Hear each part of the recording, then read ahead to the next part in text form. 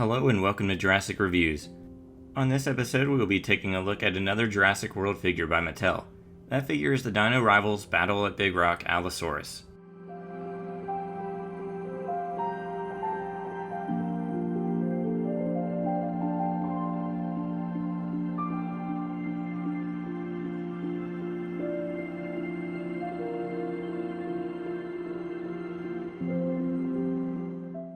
Before we begin, here's a look at the packaging. Here's the front of the box.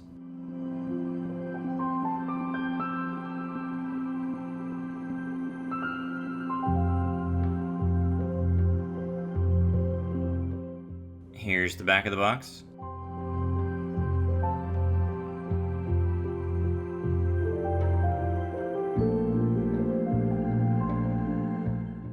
And here's the collector's card that it comes with.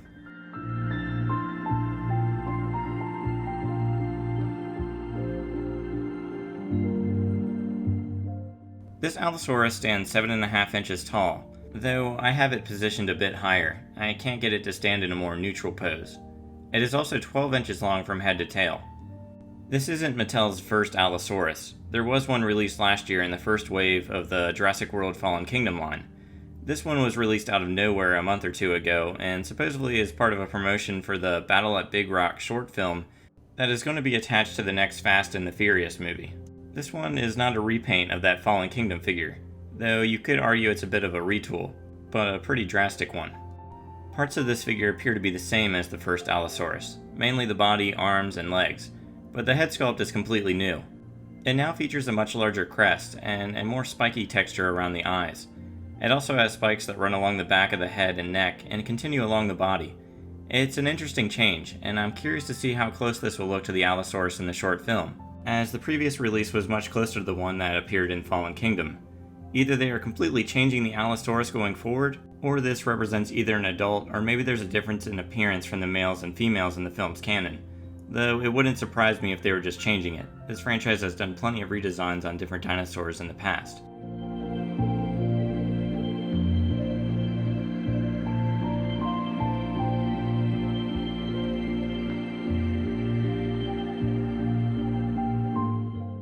I do like this new figure, but the sculpt can be a little odd. Some of Mattel's figures suffer from odd proportions, and I think this one definitely has issues there. The new head is a little bit large and looks a little off. And of course there's the short tail, but that one's become more expected with these figures. The overall detail on the sculpt is good though, and I like the new spikes added to it. The details on the body are about the same as the last release, which was good already.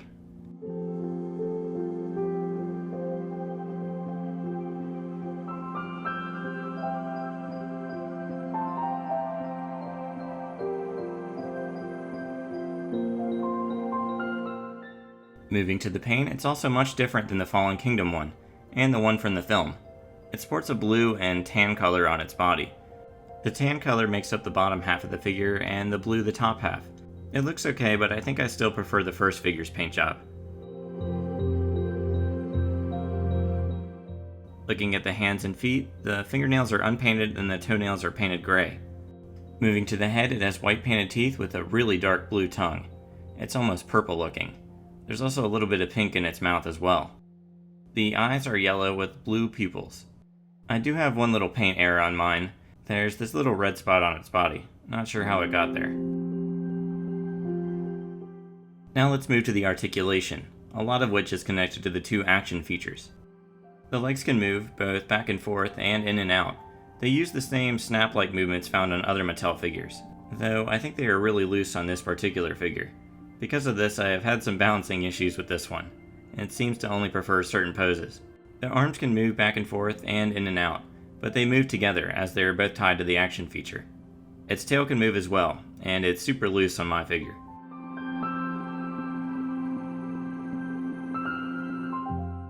And the jaw is open by default, but you can push it closed. This figure is another one of the dual attack dinosaurs. So like I previously stated, there are two action features. To activate these action features, there are two buttons on its back. The front button causes the jaw to close when pressed, so you can use it to bite other figures.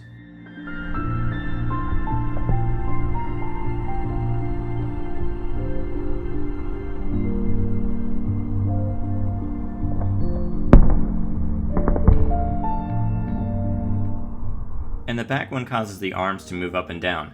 This is similar to the Indominus Rex figure, except that one is more of a grabbing motion. The features are good. I continue to really like these dual attack setups. It's a nice evolution of the standard action features found on these toys. Before I give my rating for this figure, here's a quick comparison with other figures. Here it is with a Mattel 3 3/4 scale human and a Kenner 4-inch human.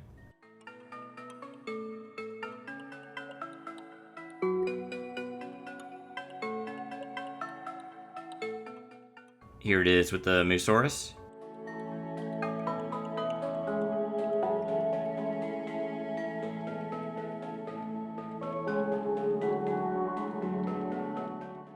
Here it is with the Ceratosaurus.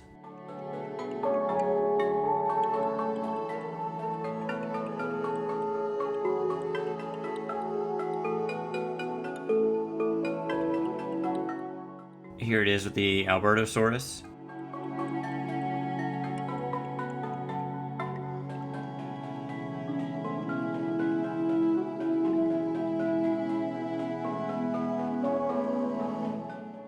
And here it is with the Indominus Rex.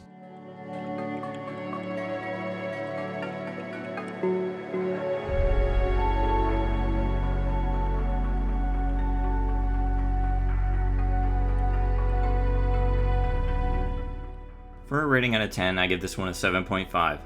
It's a good sculpt, but it does have some odd proportions. The action features are good, and the paint job is okay. I look forward to seeing how close this is to the one in the short film. The original Allosaurus can be a bit harder to find nowadays, so if you want one, this is a good option. I recommend it.